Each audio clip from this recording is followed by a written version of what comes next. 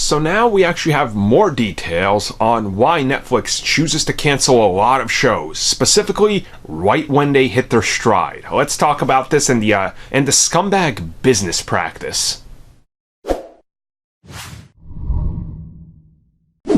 So naturally, Netflix has original shows, but they also have licensed shows, and this is kind of important.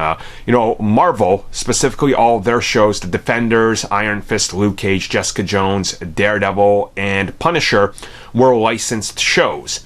They could never own these, but they licensed the characters, and there was certain fees and contracts and things, and this is actually how a lot of things work. Like Fox, for example, had Gotham. Think about that for a second, right? Like, they owned X-Men and stuff, but they were producing a DC show. Licensing fees and things always kind of happen like this, and you see what's best, and sometimes you take the competitor's, show. It just kind of makes sense. It's Hollywood. At the same time, there's now a revelation of what Netflix does. And this is actually common with almost every TV series out there.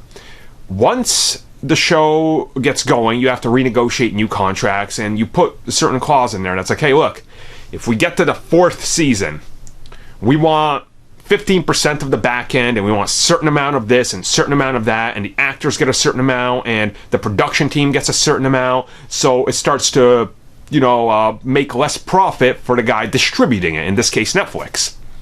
So Netflix already didn't own these characters, like the Marvel characters and various other shows, so they decided to cancel these shows. In many cases, it's the 2nd going to 3rd season or going to the 4th season for Netflix where it becomes this type of scenario where they have to start paying back end, which would mean whoever was the ones that was responsible for this deal getting made, the contracts and everything, they would start making more money, which would mean Netflix would see less profit due to the amount of subscribers that they have. So even if they're doing record numbers, to them, they're going to have to pay out.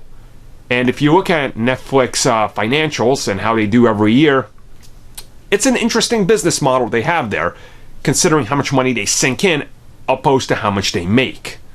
And that's like a whole nother story, but the moral of the story is Netflix will cancel you just because they don't want to pay you.